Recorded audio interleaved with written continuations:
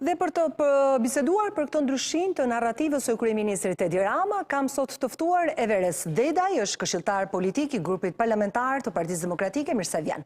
Faleminderit, Lina. Po aq është edhe kolegu Poli Hoxha, gazetar, drejtuesi Alfa Press dhe analist I zhvillimeve politike. Mirë se vjen, Poli. Faleminderit e Kelida, të shkon pozicioni I ri. Të falenderoj, Poli, por është I përkohshëm. Kolegu im ka pasur një angazhim të tillë dhe jam detyruar ta zëvendësoj unë përkohësisht. Ilir Kazaferi. Everest, duket sikur kryeministri Edi Rama e ka ndryshuar narrativën e tij në orët dhe ditët e fundit, I ka marrë protestës simbolin, flamingon, e ka vendosur në foton e tij të profilit, dhe po aq flamingot janë vendosur edhe në ballinën e Agjencisë për Informim dhe Media që njihet ndryshe si Mia. Unë gjykoj që po të shikosh të gjithë sjelljen e kryeministrit në kohët e fundit, po përpiqet të jap idenë se e gjithë protesta tashmë është për flamingot. Por në fakt e gjithë ajo çfarë po ndodh prej 26 ditësh nuk është tashmë një protestë për flamingot ose një protestë ambientaliste, padyshim një pjesë të fortë, të madhe të kësaj protestës e ka tashmë edhe kjo çështje, po kjo e ka tejkaluar. Janë çështje të tjera mjaft të rëndësishme, ndoshta edhe më rëndësi se kjo, pra për të mos rënë në pre për të bërë një lloj paralelizmi kush çështje është më rëndësishme se cila, por tashmë protesta nuk është thjesht për flamingot. Dhe duke gjykuar sjelljen e kryeministrit Edi Rama, të paktën me 2 lëvizjet e fundit që ju edhe I evidentuat, pra duke vendosur flamingot në profilet të rrjeteve sociale ti, por edhe për sa I përket Agjencisë të Informimit, është thjesht një përpjekje për ta izoluar këtë protestë, një protestë thjesht ambientaliste për flamingot dhe në një farë formë për të përqendruar në këtë çështje. Por ajo çfarë unë e theksova është protestë e cila tashmë e ka tejkaluar çështjen e, po themi, ambientalizmi, një çështje mjaft e rëndësishme, se nuk ka të bëjë thjesht me mbrojtjen e ambientalizmit, por ka të bëjë me mbrojtjen e pasurisë publike dhe pasurisë private në këtë rast. Por padyshim që ne kemi ndjekur me shumë vëmendje të gjithë protestën qytetare zhvilluar në bulevard, por kemi ndjekur me vëmendje edhe atë çfarë artikulohet në të protestë, pra kërkesat konkrete të tyre në raport me qeverinë. Dhe përpjekje duhet të thënë e turpshme, përpjekje e cila I shkon për shtat vetëm njeriu që kërkon që të bëhet komunist, pra të rivendos komunizmin, është përpjekja e kryeministrit Edi Rama në raport me këtë protestë. Kërkon që kërkesave konkrete të protestuesve të përgjigjet me propagandë, pra në vend që të ulet dhe të plotësoj kërkesat konkrete dhe reale të cilat I kanë protestuesit për 26 ditësh, ai kërkon që t'u ja përgjigje duke përdorur propagandë dhe besoj kemi mundësi të flasim në vazhdim për sa I përket propagandës. Po duhet mbetem pak te narrativa, sepse kjo është një sjellje të cilën kryeministri shpeshherë bën, kur ai nuk arrin ta mbizotëroj protestën, e merr narrativën e protestës dhe e kthen në të mirën e vet. Poli, ja ka arritur kryeministri Edi Rama që të marrë simbolin e flamingos dhe ta kthejë në anën e tij, apo janë ende protestuesit, ata qytetarët në bulevardin dëshmoror të Kombit, që e kanë më të fortë narrativën e tyre se ajo çka përpiqet kryeministri Edi Rama? Po ja ka arritur me këtë narrativën e fundit dhe me strategjinë pasi heshti për një kohë të gjatë për protestën dhe pasi filloi me narrativat e agjenturave anti-shqiptare të huaja, pasi nguli këmbë së bashku me pjesën më të madhe të medias, të cilat kanë dalë keq për hir të së vërtetës dhe një pjesë të ashoqëruarve intelektual, edhe duke përfshirë këtu brenda dhe opozitën zyrtare të zotit Berisha, e gjithë ishte që është zvërneci së zvërneci. Kjo që në fillim ka qenë edhe për zvërnecin. Kjo që në fillim ka qenë edhe për flamengot. Por në fakt kjo është një protestë që jo vetëm e ka të shkruar në ballë, po edhe në sloganet e veta, është një protestë kundra, është një game over për tranzicionin 35 vjeçar. Është një zgjim, është një ulërim që nuk na bëni dot më budallëj me tranzicion, me rotacion, një tranzicion se kështu e ka demokracia, zgjedhje pas zgjedhjeve, ligje pas ligjesh, etj. Dhe që pas 35 vjetësh na rezultoi që nga ky tranzicion dolën vetëm kjo klasë politike dhe të afërmit të tyre, fëmijët e tyre më të zotë, më të pasur, më të shkolluar, më të gjitha dhe pjesa tjetër e shoqërisë duhet të rritet të priste se kështu e ka demokracia, kështu e ka rotacioni, kështu e ka tranzicioni. Dhe kjo në këtë kuptim është shumë e qartë si protestë. Tani, kalojmë te Edi Rama. Edi Rama, kur me këto që është duke bërë dhe tani dhe me Flamemo, për mendimin tim, me ndërgjegje, sepse ndoshta dhe s'ka dhe rrugë tjetër, se tani është duke luajtur dhe frika, është me ndërgjegje duke u shfaqur si një idiot i dobishëm, mendon ai i dobishëm. Është si një idiot, më fal për shprehjen, po kështu është. Kur të tjerë të kërkojnë tjetër gjë, ti bën idiotit dhe thua flamingon. Të tjerë ty të kërkojnë orë hap rrugën, çliro sistemin, çliro shoqërinë, çliro parlamentin, çliro partinë, madje se i ke aty te pika, dhe pastaj futu në një lojë pa hile, jo me zara me hile, jo me letra me hile. Pra, futu në një lojë, po, do të thënë ky është thelbi dhe këta vazhdojnë më shojnë, siç njëkohësisht dhe zoti Berisha që përpiqet të mos dëgjojë gjysmën e parullës, dhe këta vazhdojnë më shojnë, sidomos Rama domethënë ka arritur deri në atë pikë. E kupton domethënë që unë kam komunikuar me tuaj e tjerë dhe vetëm qeshin. Pse? Si mundet, thot, domethënë Rama tani na zbulon që 200 veta në shesh i nxjerrin agjenturat e huaja të Shqipërisë, të NATO-s, të Amerikës, iranian e tjerë, ndërkohë që jo vetëm institucionet e këtij s'ta kanë dhënë asnjë fakt për këtë dhe që janë përgjegjës, është dhe aq më shumë për të protestuar, por na ngeli Edi Rama të zbulojë agentët iranian kur Shtetet e Bashkuara të Amerikës dhe shërbimet inteligjente të Europës për iranianët e për rusët edhe për gjithë shërbimet armike të perëndimit të përgjithësisë, ku futet dhe Shqipëria të paktën në aleanca, na ngeli ti zbuloi Rama tek me mikrofon në dorë apo me shami në kokë në mes të protestës.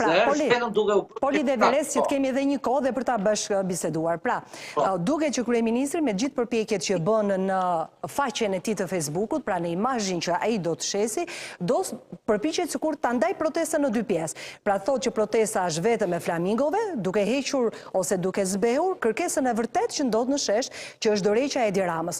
E ka fituar Edi Rama këtë betejë? Ta bëj këtë pyetje sepse është për një lloj qartësimi, sepse krijohet një keqkuptim tek ata që na shikojnë, na dëgjojnë, edhe njerëzit që frekuentojnë në rrjetet sociale. Kush po e fiton këtë betejën?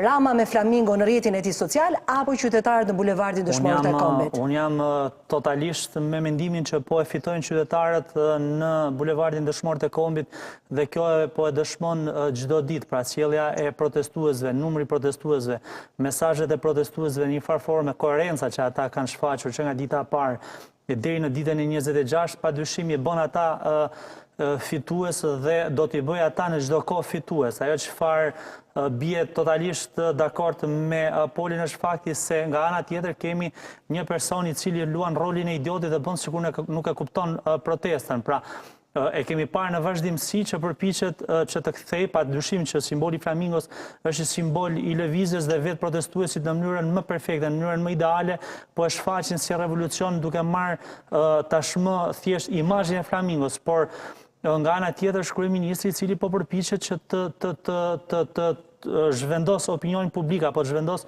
vëmendjen e opinionit publik si një protestë vetëm për sa i përket ambientalizmit, pra në këtë rast çështjes Vërnecit dhe flamingove në atë zonë, kur e vërteta tashmë është këtë tjetër, është lëvizje e cila padyshim është një lëvizje antiqeveritare fund e krye. Anti-establishment në fakt, është e vërtet sepse lëvizja nuk kërkon vetëm dorëheqjen e kryeministrit Edi Rama, por me këtë nënkuptohet dhe largimi i Sali Berishës. Lera, unë mendoj që është, dhe këtë kam shumë sinqert, unë mendoj që ajo çfarë po ndodh për 26 ditësh në bulevardin Dëshmorët e Kombit, pra në Tiranë dhe padyshim amplifikuar në gjithë botën nëpërmjet rrjeteve sociale, por edhe mediave ndërkombëtare prestigjioze, është gjëja më e mirë që po i ndodh Shqipërisë dhe realisht është leksioni më i mirë që po jepet Shqipërisë. Padyshim që aty në atë protest ka vend që secili prej atyre të cilët janë në politikë, por edhe ata të cilët do duhet apo kanë ambicie të merren me politikë, të mësojnë prej kësaj lëvizje dhe të mësojnë prej qytetarëve, por padyshim unë jam nga ata që mendoj që lëvizja është fund e krye antiqeveritare. Nuk mund të ketë lëvizje anti-opozitare në kuptimin e lëvizjes, sepse opozita nuk ka asgjë në dorë. Ato çfarë opozita i ka në dorë përpiqet në mënyrën më serioze dhe në mënyrën më të mirë punshme ti përcjell si shqetësime. Do duhet të thënë dhe realisht do duhet përmendur që Partia Demokratike dhe këtu mund t'i përmend me emra, mund t'i përmend me nisma, ka luajtur një rol konstruktiv dhe një rol realisht denoncues të vazhdimsi. Ne kemi bashkëbiseduar bashk edhe, po themi mitësisht, përsa i përket këtyre çështjeve, janë të gjitha ato ligje të cilat, të gjitha ato shqetësime të ngritura sot protest, janë ngritur dhe janë ndjekur në vazhdimsi. Qytetarët që flasin marrin mikrofonin, janë shqetësime që janë ngritur nga Partia Demokratike, qoftë në kohën kur drejtonte nga Lulzim Basha dhe nga Sali Berisha. Ma lërë të pyes dhe Poli, është anti-pushtetit si PSD, apo është vetëm lëvizje kundër Edi Ramës? Këtë duhet të sqarojmë. Është një lëvizje e cila është në interes edhe të PS-s, edhe të PD-s si parti, dhe është një lëvizje për të çliruar gjitha partit nga ky lloj sistemi, dhe po të shikosh aty ka dhe një pikë për ligj për partit apo për financimin e partive. Ka dhe një pikë për votën. Po, për kodin zgjedhor. Ka një pikë për ndryshimet në kushtetut. Domethënë, është sistematike, jo në kuptimin e sistemit. Sistemin e kemi zgjedhur ne, por ne kemi bërë sikur kemi zbatuar atë sistem. Jo të sistemit demokratik, jo të sistemit të pluralizmit, jo të sistemit të ekonomisë kapitaliste. Jo, ne pikërisht nga që nuk kemi bërë, dhe po të shikosh protesta, nuk kërkon protesta gjërat jashtëzakonshme e kelega. Gjëja e jashtëzakonshme ka qenë kërkon gjëra normale. Çfarë kërkon? Kërkon zgjedhje normale. Zgjedhje që të numërohet vota në mënyrë reale dhe një qytetar një vot është, një qytetar që ka mbushur një vot, jo 20.000 qytetar në Kukës për një mandat dhe 7.000 në atje. Jo kode që si bën dot mocion, tani kanë filluar kur dalin muhabetet për mocionin. Jo kode, duhet shkallmuar 2008 që është bërë dhe më pakti 2008 Rama Berisha që është bërë dhe më keq. E dyta, kërkon qeveri normale, nuk kërkon qeveri ku dhe ministrat kur emërojnë apo shkarkohen, e marrin vesh nga televizori. Jo një lloj qeverie që mund të ndërtoj, mund të shkatroj, mund të bëj çfarë të doj, çfarë do lloj gjërash në Shqipëri, dhe nuk ka atë që quhet demokracia direkte, nuk ka një referendum, nuk ka një konsultim. Do thënë, këto janë gjëra bazike të një shteti të demokracive perëndimore normale. Kaq kërkojnë këta. Këta nuk kërkojnë ndonjë gjë të jashtëzakonshme, për shembull, siç kërkoi, se ishte situatë e jashtëzakonshme, kërkoi Partia Demokratike, ka qenë një betejë shumë e madhe, nëse mbani mend. Këto do të thoja Poli, këto i ka kërkuar dhe Partia Demokratike, por nuk ja qelloi dot. Jo, do të jap një shembull, dekriminalizimi. Dekriminalizimi, nëse të kujtohet e kelega, ishte një diçka emergjente, sepse u mbush parlamentin me kriminalë. Që unë që i njohim si gazetar që kemi qenë të kronikës, ka qenë dhe kriminal ordiner. Ai dute etj. Dhe kur erdhi puna, dekriminalizimi u arrit, por si u arrit? U arrit nga me një opozit që ishte në atë kohë që ndërkombëtarët e përkraknin, që kishte një diferencë dhe një shumë morale, kishte probleme me drejtësinë, leadershipin atë kohë, sepse nuk bëhej kur nga PD-ja, pavarësisht se PD-ja u ngrit në këmbë atëherë dhe popullin e ngriti për dekriminalizimin, nëse s'do ndryhnin ndërkombëtar dhe arriti puna deri aty, nëse të kujtohet që ndërkombëtarët jo vetëm e detyruan Edi Ramën të votonte ligjin e dekriminalizimit, por i thanë dhe nuk do ta, kur nënshkroi, nuk do ta çosh në gjykatë kushtetuese, se de facto ishte aq ligji i jashtëzakonshëm, edhe i egër, Poli. Edhe një ligj i egër. Po ishte i egër se kishte mbushur parlamentin me kriminal. Dëgjoj, situata jo normale, kërkoi zgjedhje jo normale. Dhe i thanë nuk do ta çoni, i thanë në pa të drejtë çuarin në gjykatë kushtetuese, se po të shkonte në kushtetuese se Dakor, Poli, mos ta kthej shumë pas në kohë. Kemi një ngjarje të madhe që zhvillohet në bulevardin Dëshmorët të Kombit. Ja, kjo ngjarje është që thelbi i asaj protestës janë shtresa e mesme, shtresa gri, ati ka gjithë çfarë lloj lulesh, ati ka të majtë ekstrem të djathtë, ka shumë demokrat, ka shumë socialist, ka shumë pa parti, por të gjithë i bashkon vetëm një gjë, i bashkon vetëm një gjë që është shumë e thjeshtë. Ne kërkojmë një Shqipëri normale o zotëri, të na dëgjoni, vota jon të ketë vlerë, kur neve nuk ju dua më, ju duhet largoni, se ju me votë sikni, nga partitë sikni. Kur ju kërkon spaku, se nuk është se do t'i fus në burg Grama, në burg Berisha, në burg protesta. Ata janë më të zgjuar se politikanët. I krija atje ca ditë brenda me njerëzit që janë zemra e protestës, nuk flas thjesht për mikrofonin. Me na xhusit që kur fillon protesta e vërtet, ulen atje ose në kafene. Unë po flas kush është protesta e vërtet, që është pa kokë dhe pa numër të saktë, po ta vësh re. Është një protestë e gjithë qytetit. Dhe kur vjen puna, ata kanë vetëm një gjë, më thonë, a do marr fund, a do futemi ne në normalitet, a do jemi ne të kemi të drejtat tona për një meritokraci, kur shkoj, aplikoj për një gjë, kam 2 diploma, 1 diplomë, mua të më marrin në punë dhe mos kem nevojë t'i them partisë, mos kem nevojë t'i jap lek, mos kem nevojë që edhe po më ndim. A e kupton? Pra Poli e thon ndryshe. Poli e thon thjesht. Ja që ta mbyll se kemi dhe Everestin aty, edhe që kam shumë respekt. Dhe bëhet dhe për Everestin, prandaj e fillova për çlirimin edhe të PS-s dhe të PD-s. Pse? Po, ai ke parë di Ramën ti kë nxjerr në krah të djathtë fushata. Nxjerr noizin me Enkeleta. Ai Pesali Berishu ti kë futi i bëri dhe proklamim në Këshillin Kombëtar. Futi stresin. A e kupton ti çfarë shembull ju jep këtyre të rinjve, ju japin këto partitë e vjetra në Shqipëri, ose më saktë për mua janë pasuri kombëtare, po të bëra të vjetra nga leadershipi, autokracia dhe nga ndoshta mund të jetë një PR i mirë për të thithur një pjesë të votuesve të gjeneratës së re, sepse ata janë artistë me shumë ndjekës, jam dakord me ty. Por duket sikur media promovon këto emra sepse si po-ja dhe PD-ja ka dhe emra të tjerë të rëndësishëm, mos mbetemi vetëm te këto 2 emra se mbetemi shumë naiv këto. Poli, po flisja tek meritokracia dhe brenda partive politike dhe në çdo gjë në jetë, dhe në gazetari. Problemi është që këta njerëz, unë, ti, Everesti dhe Everesti vetë, e diti që ne s'kemi deputet në parlament, a e diti që 100 Poli, eqim se nuk dua të bisedoj për këtë pjesë, ky është një debat, do ta bëjmë ndoshta një herë tjetër, po mbetemi tek protesta. Po këto i kanë mërzitur me Enkeleta. Jam dakord, jam shumë dakord. Shqiptarët i kanë mërzitur shumë gjëra edhe kjo që thua ti, por duhet fokusohemi tek protesta sepse unë e cilësoj si ngjarje shumë të rëndësishme që po ndodh në bulevardin Dëshmorët të Kombit. Everest. Kjo ngjarje do prodhoj diçka, do të ndryshoj jo vetëm mendsinë, qasjen me qytetarët që kanë me politikën, por dhe vetë PS-n dhe Partinë Demokratike?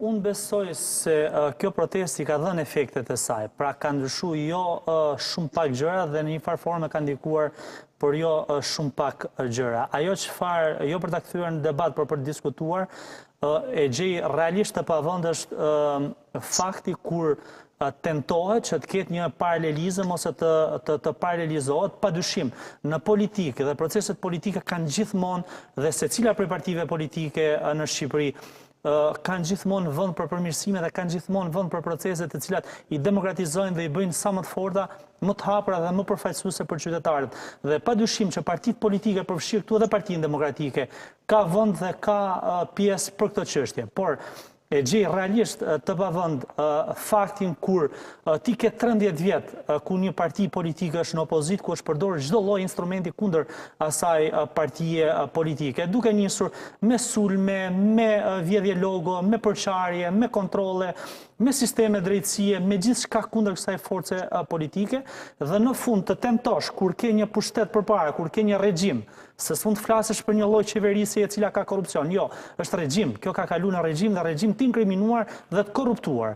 Ne e shohim në çdo damar të jetës publike, politike, sociale, shoqërore, kudo që ne të diskutojmë dhe të flasim, këtu ke një kartel i cili luan me fatet e qytetarëve shqiptar, tallet me fatet e qytetarëve shqiptar, pasurohet mbi fatet e qytetarëve dhe gjakun e qytetarëve shqiptar dhe në fund fare ka një lloj tendence që është për mua shfatkeqe të krahasosh sjelljen e opozitës në raport me një kryeministër që ka 13 vjet, i cili ka 80% të ish-ministrave të tij në burg, ka të gjithë ish-zëvendës kryeministrat e tij në burg, po bëhet gati edhe ish-zëvendës kryeministra tjetër që shkojnë në burg dhe do ta marrin vesh shumë shpejt, dhe të krahasosh me një opozitë e cila padyshim ka problemet e veta, padyshim ndoshta nuk ka arritur që të ketë një mision më të mirë të mundshëm përballë kësaj çështje, por që protesta Everest i kërkon Sali Berishës largimin. Ata përdorin fjalën në burg, por e lem në një metaforë, nuk kanë asnjë lloj besimi as opozitën, sepse edhe në shesh thuhet opozita jemi ne, qytetarët, nuk është Partia Demokratike. Unë kam një pikpamje pak ndryshe, kemi diskutuar. Para se të ma thuash të mendim, le të ma thot Poli, sepse duhet e jap kohën të barabartë.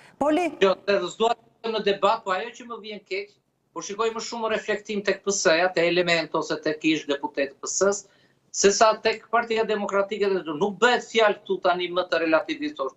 Zotëri, të zhdën koha dhe juve, kur nuk ju dilin as 1.000 veta në shesh, as 2.000 veta, se ja ku ishte sheshi. Do ishin brapa jush, po të ishit një opozit, me integritet, po të ishit një opozit që nuk sulmoni drejtësin që fut ata ministrat që thua ti, po të do në leadership, inflacion opozita, se unë e di shumë mirë, se që për demokratët e tjerë nuk ashu, dhe kur u lodh, sepse në një shoqëri e ke leda, ne dim shumë mirë, sistemi demokratik është ndërtuar në mënyrë perfekte që të ketë valvula të shkarkimit kur një qeveri, kur një autokrat, kur një njeriu më i korruptuar që është parë që po del tashmë dhe i lidhur me një plan të organizuar dhe ne do shikojmë çuditëra, dhe unë kam informacion, do shikojmë çuditëra që tu është bërë një plan makabër të i pastrimit, është një fjali e atit e kato përgjimet, është një fjali shumë domethënëse. Do elmojmë Europën dhe do të ndërtojnë pulla dhe resorte në Shqipëri.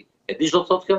Kjo do të thotë, domethënë që edhe mafjet më të njohura që kanë qenë në historinë e botës nuk kanë arritur në këto plane, se duhet kesh shtet, duhet kesh qeveri që të arrish këtë gjë. Të lloj pastrimi parash edhe këtë lloj operacioni global. Por, e kaloj këtë. Tani, unë gjithkohës dëgjoj ata që kritikojnë, unë ju kam thënë dhe para protestës.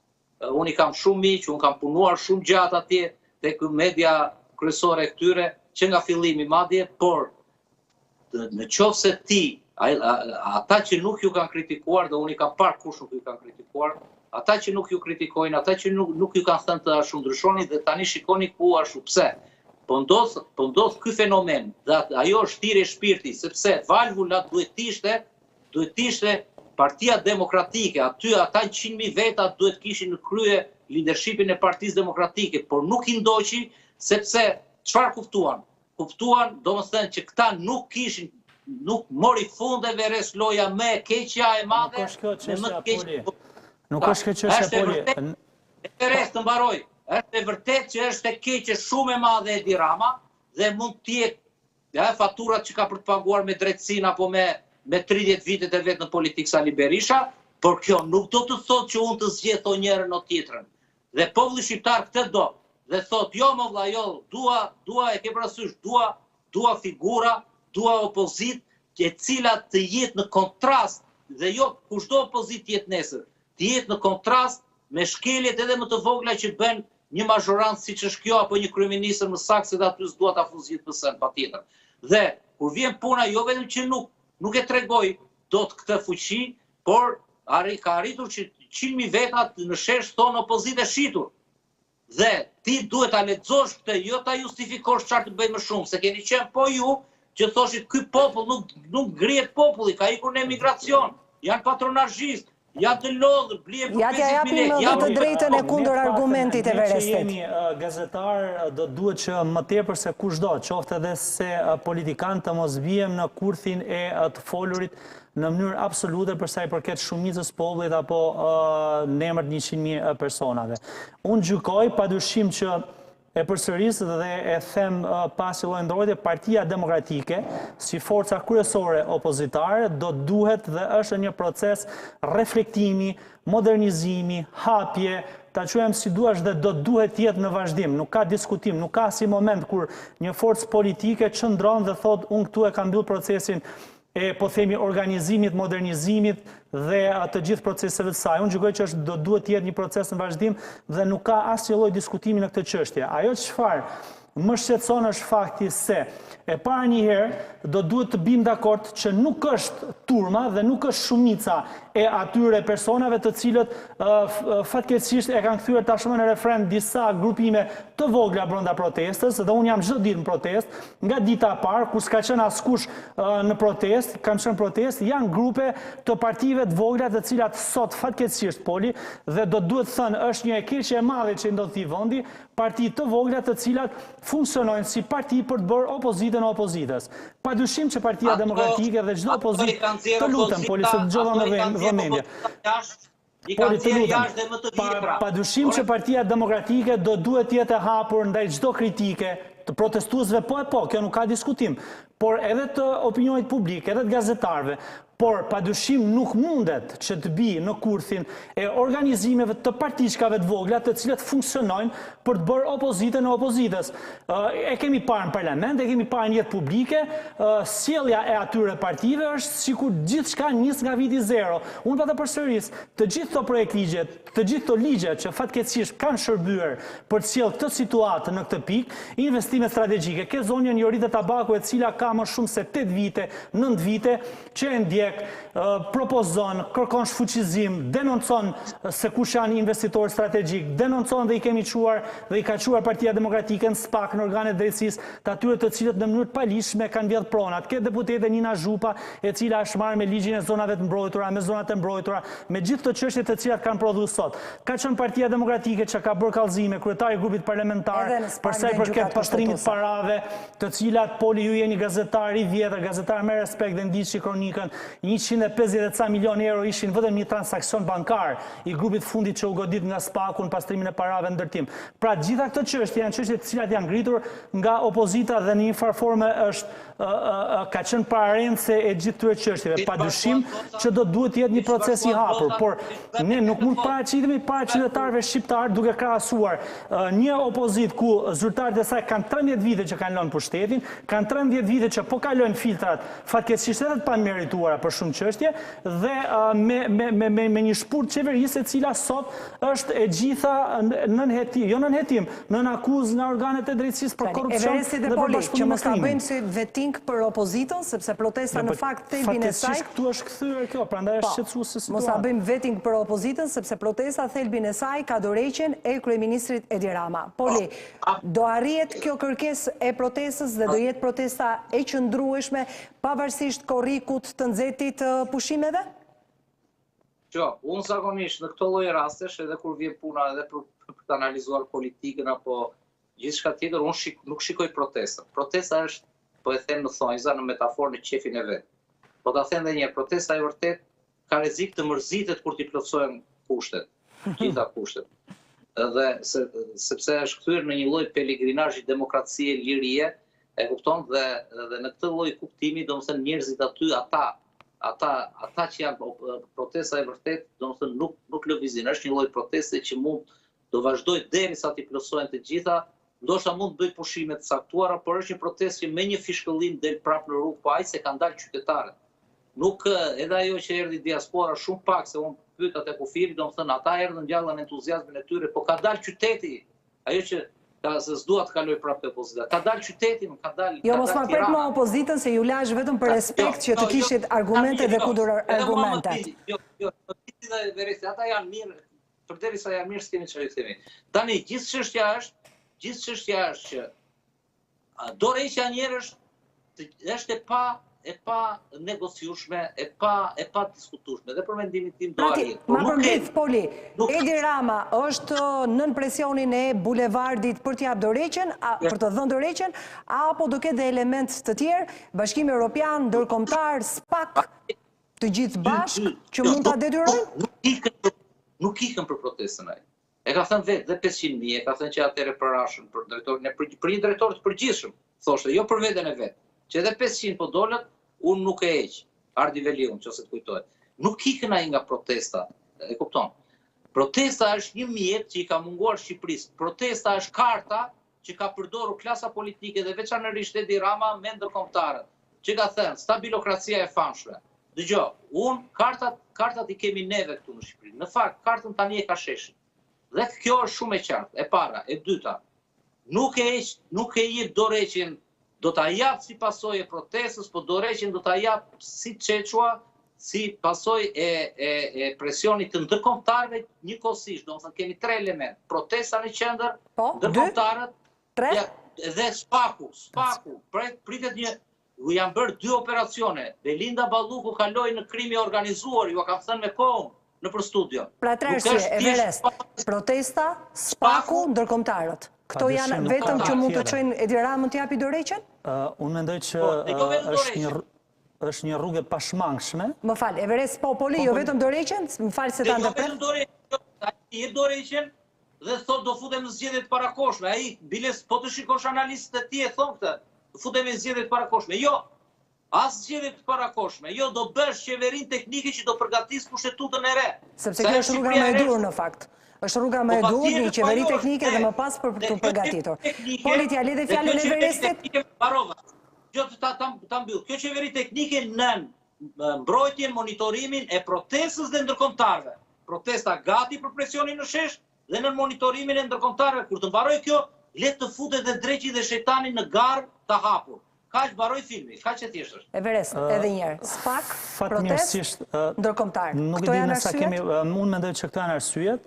Unë e shoh me shumë rëndësi protestën. Pra, protesta është ajo e cila kryeministri Edi Rama ka nxjerrë të zhveshur. Fatkeqësisht nëpërmjet propagandës, nëpërmjet çdo instrumenti të cilin e gëzon për shkak të uzurpimit të institucioneve, dhe kur them institucioneve, padyshim gjithë institucioneve në këtë vend, ai ka pas krijuar mitin ndërkombëtarët se është i lider i pranuar dhe i votuar, në fakt po dëshmon se është i lider i papranuar dhe i pavotuar, pra nuk gëzon atë mbështetje të cilën ai nuk lën status pa e përmendur, 84 mandate, dhe padyshim kjo është një fitore e parë e protestës, i ka treguar botës, i ka treguar dhe ka zgjuar nervin e qytetarëve shqiptar për të treguar se realisht ai është një person i kontestuar dhe një person i cili mban mbi vete mëkatet të krimit organizuar dhe të korrupsionit. Kjo është çështja e parë e rëndësishme në gjykimin tim në raport me protestën.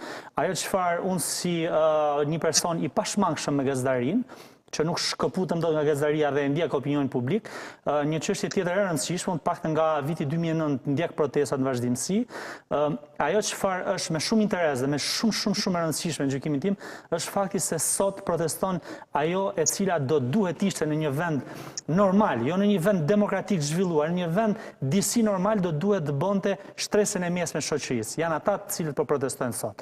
Nuk janë sot të papunët që po protestojnë. Padyshim janë edhe ata, po sot po protestojnë ata profesionistë, të cilët kanë qenë ekselent në shkollë, por që sot e kanë shumë vështirë të jetojnë këtë vend.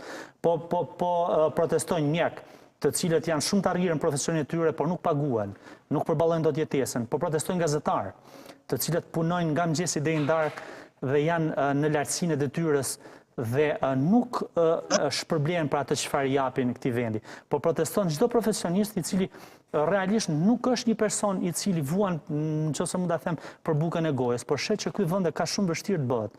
Në këto kushte është e vështirë të bëhet dhe kjo është një element tjetër i rëndësishëm i protestës. Padyshim që janë të gjithë ato elemente të tjerë të cilët ne i përmendëm, është goditja e drejtësisë të zollumeve të kësaj qeverie, pra ne shohim çdo ditë që ka nga një zyrtar i lartë i cili e kalon derën e SPAK-ut dhe padyshim me radhë do të kalojnë edhe derën e 312-s kur të arrestohen, dhe kjo është e pashmangshme.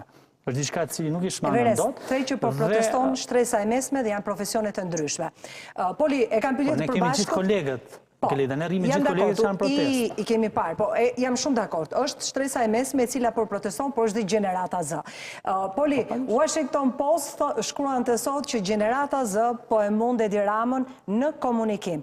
A do ta mundi atë dhe politikisht? Pyetja është e përbashkët dhe është e fundit për ta mbyllur dhe këtë bisedë. Tash me ka mundur. Dhe po të shikosh Edi Rama po del dhe kur thot më humbi algoritmi, është ai algoritmi që Edi Rama në fakt e ka mbajtur de facto. Që kur ka ardhur, domethënë e ka mbajtur se çfarë ishte algoritmi. Algoritmi I Edi Ramës ishte fasada. Ai fasadë e ka ndërtuar gjithë pushtetin e tij për të qenë pastaj I qetë në atë që ka bërë de facto dhe në realitet. Dhe algoritmi është humbja e algoritmit, siç pretendon ati, në fakt është humbja e realitetit, është dalja shpërthimi I valvulave të mbyllura nëpërmjet rrjeteve sociale, nëpërmjet gjithë faralloj gjërash, dhe kjo shpërtheu dhe këtë s'ka algoritëm në botë. Se ai algoritmin ne din shumë mirë ka luajtur. Të kujtohet ty kundra PD-s para zgjedhjeve dhe liderit të asaj kohe Lulzim Bashës, ja ishin paguar 50 milion mesazhe. Ka qenë investigimi I Bilnit. Poli, më ke pyetur kaq shumë, a të kujtohet kjo, më kujtohen të gjitha, Poli. E kam jetuar Shqipërinë siç e ke jetuar edhe ti dhe Evereste.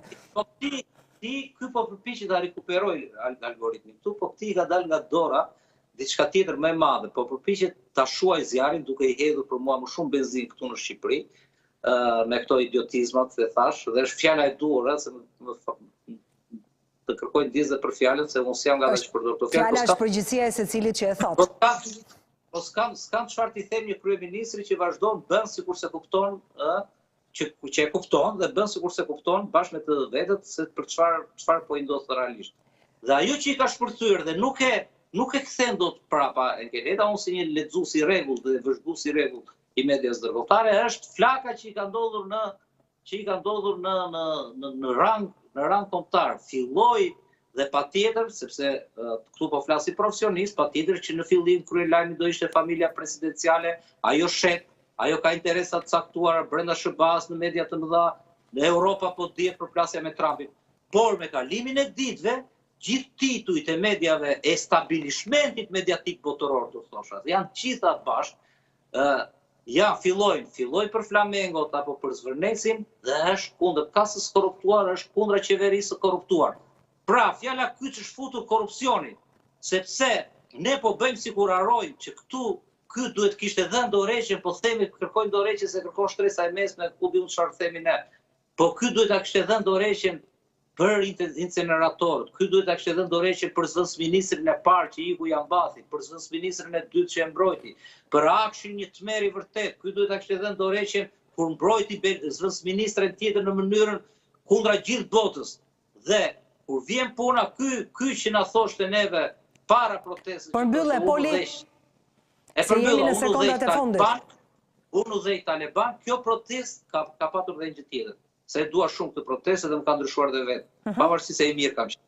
Kjo protestë i ka hequr Shqipërisë dhe shqiptarëve zhulin që kjo klasë politike na kishte vënë neve. Njerëzit sot në botë po shikojnë një lloj populli që jo vetëm që thotë ky po pengon integrimin, por ka shumë mundësi që nëse largohet ky dhe bëhen shpejt ato pikat, ne të futemi në BE, dhe këtë e kam dhe ne mund të futemi në BE dhe më shpejt. Disa vëzhgues të mirë të politikave të huaja dhe të vendit që kjo protestë është dhe dera e hapur drejt Bashkimit Evropian. Everest, Gjenerata Z ka fituar komunikimin sipas Washington Post. Ka dërmuar, jo vetëm e ka fituar, ka dërmuar.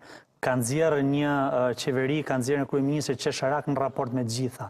U përpoq ta shes protestën si anti-amerikane, si kundër demokracisë amerikane, si kundër presidentit Trump. Në fakt të gjithë mediat ndërkombëtare nëpërmjet Gjeneratës Z, nëpërmjet protestuesve e kuptuan dhe tashmë është lajm në gjithë botën që është anti-qeveritare dhe është për korrupsion dhe për krim.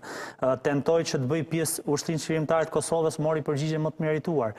Tentoi që të intimidojë njerëz dhe të bëj pjesë njerëz të angazhuar në jetën publike shqiptare, doli me turp nga kjo çështje. Pra, e ktheu të gjithë qeverinë e tij, e ktheu veten, e ktheu grupin parlamentar dhe kryetarin e grupit parlamentar në një përgjues tek vrima e Chelsit për të sulmuar dhe për të intimiduar njerëz të cilët çdo ditë më shumë në fakt gjithçka që bën në këtë drejtim e zhyt më shumë.